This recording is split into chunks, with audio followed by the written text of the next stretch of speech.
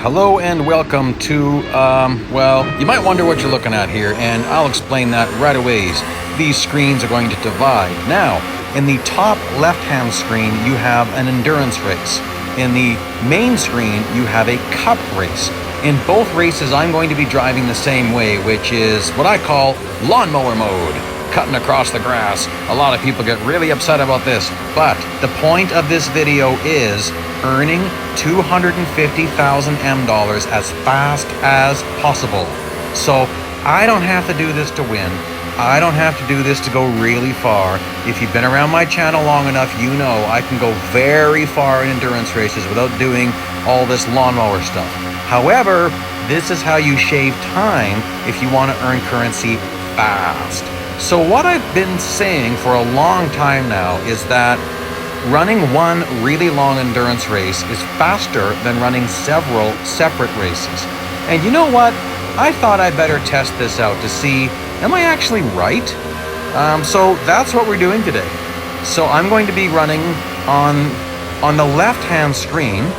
It'll be one long endurance race. Now, right now, there is no left-hand screen. It is the main screen. But on the right-hand mini screen, you're seeing the cup races. So I'll always make it so that if it's a mini screen on the right, that's the cup race. If it's a mini screen on the left, that's the endurance race. What you're seeing is two complete recordings. So I started recording and didn't stop till I was done. So for the cup races, the second this race ends, I'm going to start another one as fast as possible. My math is 3 5-lap races and 1 8-lap race gets me just over 250,000.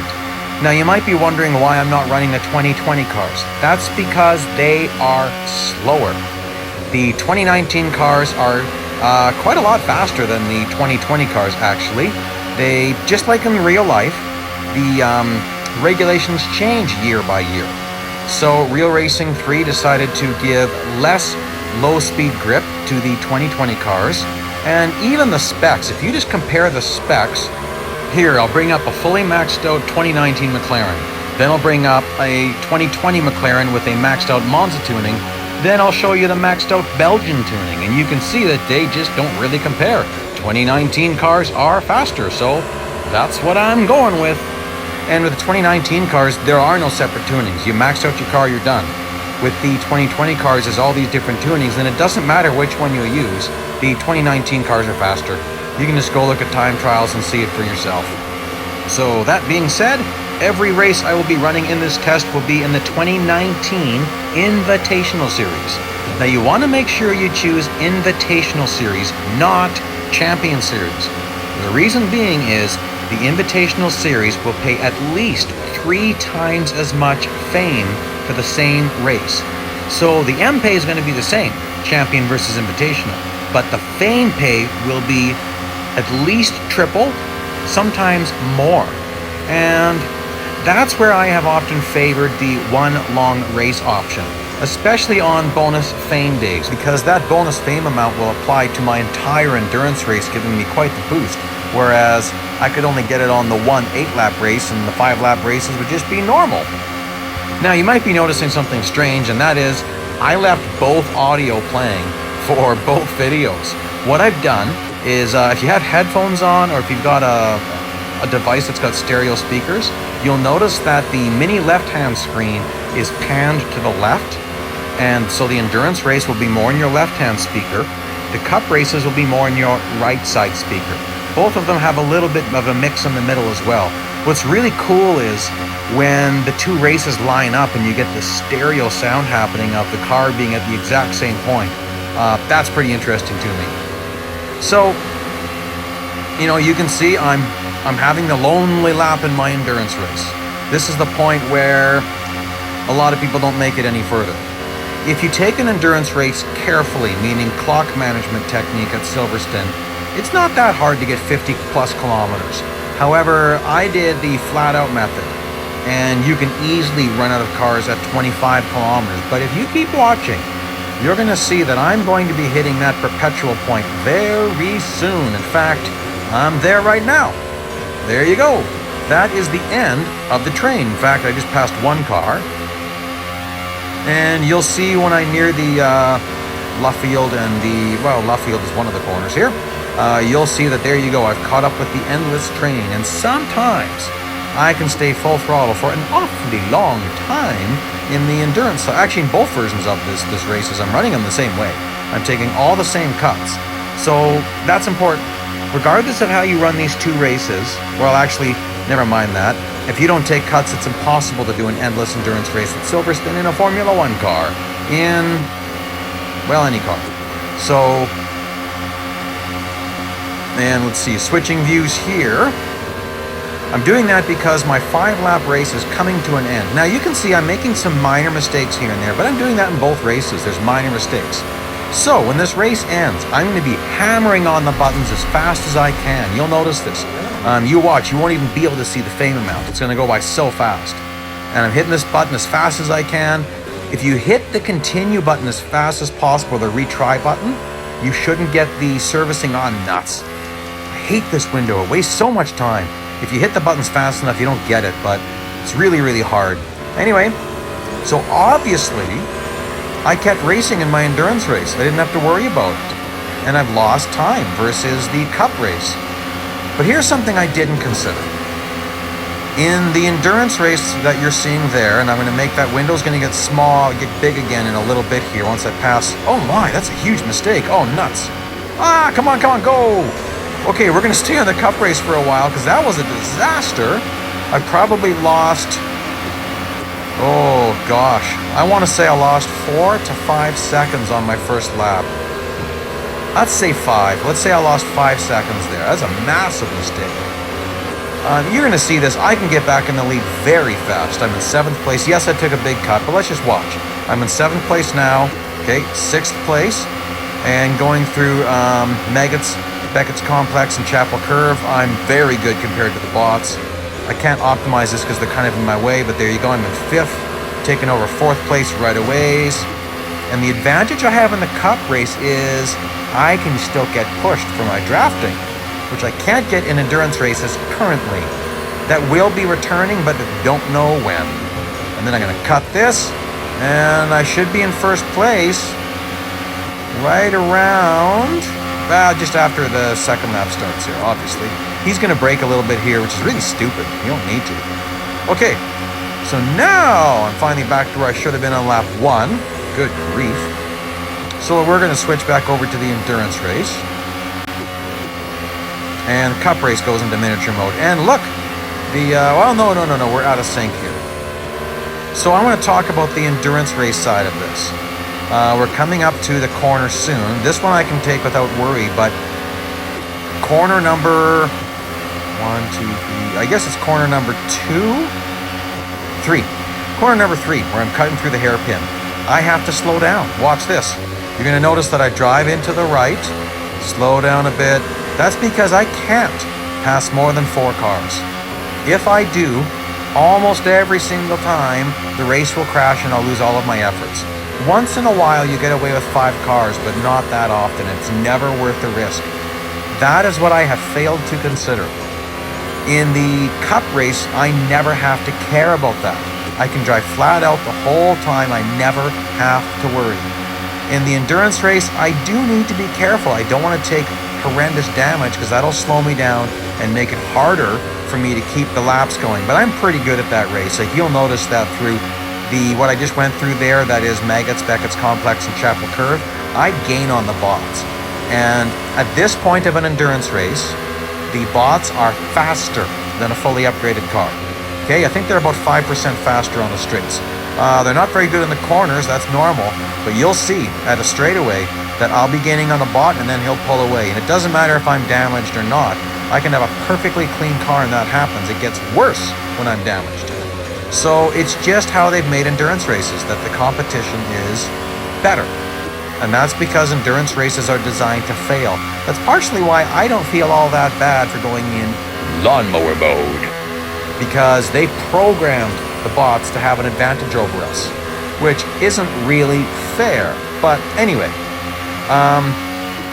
there's a penalty for driving off track, and that is you don't earn any currency. I am willing to accept that penalty for the benefit that it affords me. So a lot of people get really mad about this. They say, you're cheating, you're a cheater, you should lose. Well, I get that. I am receiving a penalty, but I'm willing to accept it. Now, in a time trial, definitely you can't afford that penalty. You'll never get a good time. So I encourage you to learn both ways of racing. Learn to race perfectly clean and learn to race taking some cuts, because once in a while you need to do it. We've had all sorts of special events where they say you must drive off track for 5 or 10 seconds this lap. There's all sorts of things like that happen. So people who get their nose bent all out of shape there aren't necessarily paying attention to how this game works. It's too much of a focus on real life. And even in real life, come on guys, if you watch actual racing, you know this. They are pushing the limits all the time. Like, I was just watching a NASCAR race on the weekend at Talladega. Almost every Toyota, and I think it was the Joe Gibbs team, was forced to start at the back of the field because they failed inspection several times. Why did they fail inspection? Because they were pushing the limits. Same thing happens all the time, guys. If you don't push the limits, if you're not always on the razor edge, then you're not competitive. And that's just all there is to it. I mean, guys are pushing the limits. You know, I remember Lewis Hamilton saying that tagging the walls is pretty well necessary. And that's why I'm sometimes frustrated in our time trial events where you can't even nick a wall without a race-ending penalty. Yet Lewis Hamilton says that's just part of racing. That's how close you need to be to the razor edge of disaster, is that you are nicking those walls often. Now, of course, anything more than a nick and it's disaster, but that's just the talent of Lewis Hamilton and a lot of these amazing racers, right? These guys are outstanding. Okay, switching views again. This will be my last race in the Ferrari because it'll be too damaged. So here's another thing to consider. For this strategy to work, you need 2 fully upgraded cars. Now that's a big expense, whereas my endurance strategy only requires 1 fully upgraded car. Okay, so this race will end. Let's see if I can hammer the buttons fast enough to not get the servicing window. Come on, come on, come on. Press, press, press, press, press, press, press. Yes, I skipped it. Okay, now I need to switch over to the McLaren race really quickly. Oh, nuts, that wasn't it. No, go over there. Ah, come on. I lost about 3, maybe 4 seconds there. So what? We're about 9 seconds of mistakes so far. But I'm making endurance mistakes too. So, you know, it'll even out. This is supposed to be a representation of what I could normally achieve. Okay, let's take a look at where we're at right now, because these races have just kind of linked. So I'm on my 12th lap in the endurance race, but only my 11th lap in the cup race. I'm a whole lap behind. So it'll be interesting to see if I can make up that deficit. Okay, let's get a nice clean, there we go. Position 1 already in the cup race. So I'll probably switch views pretty quick there. Now that's interesting. Did you see how I was looking behind me? In the endurance race, I never have to do that. In the cup race, I do have to do that when I start catching lap traffic, which hasn't been much of an issue with these small 5-lap races. But next thing I'm going to do is an 8-lap race. That's going to be an issue. I've got to pay attention to traffic behind me, because especially with me cutting corners, you can suddenly end up in a very bad mess with a bot. So, yeah, very different strategies. Okay, so I did a lot of research with this. You might say, why didn't I choose Monza? Monza is a little bit more fame per minute than I can earn at Silverstone. I mean, just a tiny bit. But here's the problem. The math of Monza races just doesn't really work. You end up having to run a couple of speed snaps or an autocross, and then you got all those additional loading screens. You're just wasting time. Like, the loading screens before and after a race add quite a bit of time. So, and that's why I've always said that one long endurance race is better than all these separate cup races. And this is going to test that. Now, there's another reason why I love one long endurance race, and that's because it is difficult. I can't afford very many mistakes in this endurance race before I lose the race. I have to stay focused. In these cup races, they're just boring. I mean, honestly, guys, a big reason why I do all the cuts in the cup races is because it's just so stinking boring for me. I just want to get it over with. I could be in the lead in no time, cutting or not. Like, obviously, it's going to take me longer if I don't cut. Not that much longer. So, and that's racing against the hardest bots there are, because they dumb down the bots. So that's just the way it is. Like when you're racing your friends in a cup race, you're really not. And I know that because if you were really racing me, you'd be racing a bot that's doing insane lap times, like 1:07, 1:06, because that's how fast I'm going sometimes with all these cuts. So, but even if I didn't cut and I did amazing lap times, they've altered it. You can tell. Look at the time trials and then look at how slow you are in a cup race. How slow the game makes you look. It's embarrassing. That's because they somewhat regulate you so that other people can beat you. I kind of hate it, but I understand why they do it, but I still don't like it. So anyway, that's the way it is, guys. Doesn't matter how good you are in a cup race. The bot version of you is going to be dumbed down. And that's the way it is. So anyways, I didn't use Monza because of the math. I didn't use the 2020 Spa race, which is the highest paying Formula One race there is, at $104,450 M, because it's a lot slower. Like an 8-lap race, if you take a couple of cuts and push crazy hard, best case scenario, you're about minute 25, minute 26 a lap. It ends up being a long race because the cars are just slower. 2020 cars are slower, just all there is to it. So this is the fastest versions I could think of.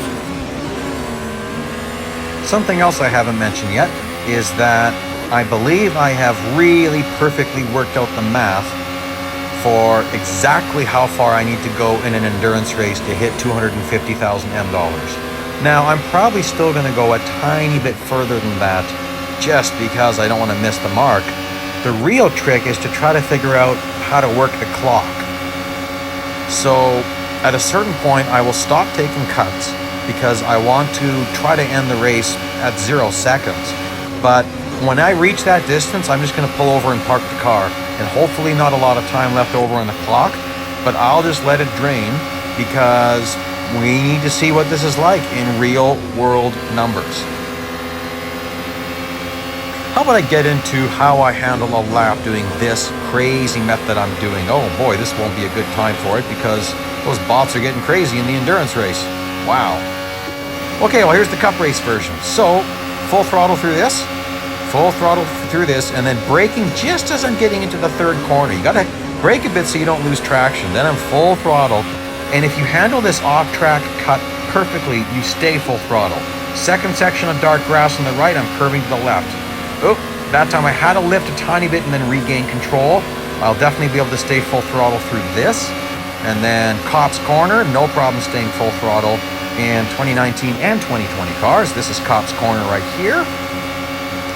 Then coming up here, I only do one braking point in the section of Beckett's Complex, I guess.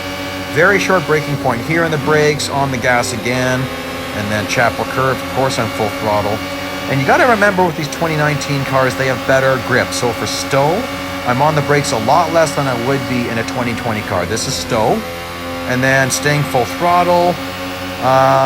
Might take the more, nope, let's go this way. This is harder to manage, but it's faster when you get it right. Like just look at this. Low 107s. That's about as good as I can do. And I'm pretty happy with that. So that's how I'm doing my laps in both versions, endurance version and cup version. Now, I got to leave this race. Hopefully I can skip the servicing window. Oh, good, I got to skip it. That's awesome. Once in a while you can do it. And you can see I'm hitting these buttons as fast as I possibly can. And if you're watching, once in a while you'll see I'll get that second cut perfect. And to do that second cut perfect, I'll describe off-track driving to you. We'll stay on the cup race and I'll see if I can pull this off. This is the most stressful part of the cup race, is getting through all this. I didn't mean to go off track. Oh, nuts, major contact. I don't think that hurt me though. I think I got off the gas just enough so that it didn't hurt. Oh, slide. When you go off track, the handling totally changes. So you can't do fast movements. You got to let the car jerk a bit. You watch that. It's kind of go a little bit and jerk a little bit and go a little bit and jerk a little bit. So you got to work with that in your steering. I'm doing a very slow left-hand arc as I'm off track. So let's see. We'll watch this with the endurance version of the race. So I got to slow down a lot here and count the cars, counting the cars. I could pass 4. I prefer to only pass 3. I like to play it safe because I never want to accidentally pass 5. So let's see how I do it this time. Oh, there you go. Look at that. Full throttle. Full throttle. And I'll stay full throttle. Look at that. So I'll be staying full throttle for an awfully long time. Because I'm not going to be lifting till I get into Beckett's complex. So if you get it just right, you're on the throttle an awfully long time. Now the last cut there through the chicane, very hard to stay full throttle in that last cut. It's pretty rare for me. Yeah, I always have to lift to gain some control. And sometimes I do the shorter version of the cut just when there's traffic in the way. Like this is a little bit too risky. It's better that I do this version of the cut very controlled, but a little bit slower. So that's the other disadvantage of the endurance race. Is that just a little bit slower at 2 points, and there's nothing I can do about it. Here I'm really going to be careful. Whoa, oh gosh, I forgot about that. He just slams on. The ghost traps, I call them. That bot just stopped dead in his tracks. I'm learning to race with that. Okay, let's see. Oh, that was close to the barrier, wasn't it? If I get this just right, I stay full throttle. Oh my goodness. So these are as fast as laps as I can do in the endurance race, other than having to really be careful in the hairpin to not crash the game. I hate crashing the game because you just lose everything. It's a glitch that only happens at a few places in the game. Silverstone Grand Prix circuit, Silverstone 2009, the bridge circuit. There's another massive cut there. And then there's also some Dubai circuits where there's a massive hairpin and you can accidentally pass more than 4 cars. So if you're not familiar with it, here's what happens. Now, bear in mind, it takes 5 seconds for a ghost to disappear, right? You probably know that. So, if you pass more than 4 cars, you'll notice something. 5 seconds later, the game will crash. So what happens is, for some reason, the game decides you're a ghost. And, of course, 5 seconds later, you disappear. Well, you can't disappear, so that means that the game's over. Isn't that weird? And a lot of people have wanted that glitch to be fixed. I don't expect it will ever get fixed. The Real Racing 3 crew has enough they've got to focus on. They've gone out of their way to try to fix endurance glitches in the past, which is great. But they've got a lot that they're trying to work on, creating new cars. So many people want new tracks all the time, and so do I. Oops, I got off the ground a bit there. It's a huge amount of work to make a new track. It's not just all the coding they have to do, but everything has to be licensed. So every part of the track has to meet the approval of whoever owns the track. So you might have noticed that when Formula 1 content entered the game, that Silverstone changed. Certain banners changed, overhead banners had to get removed, the track had to get updated. That's because it's a licensed product. Everything is a licensed product. So that means that real life people have to say, nope, we don't approve of this, nope, we don't like that, nope, you gotta change this barrier, oh, you gotta change that. And it's all gotta meet the approval of different people. So things are being sent back and forth, and there's a lot more to it than people realize. Every car has to be licensed. So sometimes people say, why don't you have this car? Why can't you guys add that car? Well, if car company X says we don't want our car to be in a racing game, then it can't be in this game. It can't be added because it's not an approved licensed product. So there you go, guys. That explains some things of Formula 1. That's why certain cars like Yas Marina, certain tracks, like Yas Marina, Marina Bay, you can't race other cars on those tracks because those are Formula 1 exclusive tracks. They're a licensed product by Formula 1. So there you go. There's some of the inner workings behind the curtains. And some of it you probably knew, but maybe some of you didn't. And it's interesting. Here you can see I'm well over 100 kilometers in my endurance race. And based on my math, I need to go 133 kilometers and, what was it now? Nuts, I forget. 133 and a tiny bit more. You'll see me do it here. I'll repoint that out when we get there. I'm getting near the end of my cup race there. Should be hitting that lap traffic. Lap 5. So that's going to start to bring in some interesting problems in my cup races. I'm going to have to start to be careful. Yeah, let's switch footage here. So here we can see that I'm in lap 6, and these cars won't suddenly stop. So here, I'm watching where that Ferrari is. I'm going to make him push me for a bit, but I got to be careful. It can get dangerous. You can get totally taken out if you're not careful. It was even worse in the old days with the endurance races. Well, old days, I mean pre-update 9.3, because of Ghost Nitro, where they got like a 5 or 10% speed boost. Speed beast? Oh my gosh. Speed boost. Oh gosh, guys, it's been a bit of a long race, hasn't it? Bots would get a further speed boost than they already were getting. Oh, nuts! I drove that a little bit too aggressively. Now I gotta watch him. I'm gonna get in, I'm gonna make him push me. Gotta know where those bots want to drive. There you go. Watch him with the yellow and know where he wants to drive. Make him push me. Try to regain some of what I lost. Here, I gotta really be careful with my cut. I might take the more careful version. Let's just do some lawnmower mode and get a draft. Oh, nice. Nice draft. But I gotta watch out because he's gonna brake for corner 1 like a doofus. And I gotta get that slingshot. Nice slingshot, baby. Love it, love it, love it. Oh, a little bit snaky. Whoa, no. There we go. Watch out for bots. Where's the bots? Whoa, right there. Red Bull car. Those are pretty fast.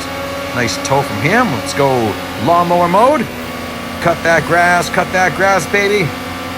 The Mercedes were kind of interesting for 2019. A little bit disappointing. Amazing grip, but they just didn't really perform. So Real Racing 3 crew did a great job fixing that for the 2020 series, where the Mercedes were definitely more dominant, and unfortunately Ferrari's not so much. However, in the right hands, the Ferrari is still a great car in the 2020. You'll see that in some time trials that some guys can put up some awesome times in the Ferrari still. So it's close enough that personal skill makes a difference, but you'll notice that it's mostly Mercedes, McLaren, and Red Bull for the 2020 cars. For the 2019 cars, it's mostly McLaren and Ferrari. And that's just the way it was. And so there you go. If you're wondering what car should I maximize for the 2019 series, I'll tell you it's the Ferrari, because it's the only one that can do endless endurance race at Silverstone. Well, that's not true. Oh my gosh, that's a horrible mistake at the cut version. That was violent. Wow. There are other cars that can do endless Silverstone race at in the 2019 series. Ferrari is the fastest one. And that is the only endless race possible in Formula 1 cars in this game. I can't do any of them in the 2020 version. I've tried Silverstone several times. I caught the train 4 or 5 times and I couldn't keep it going. I just gave up.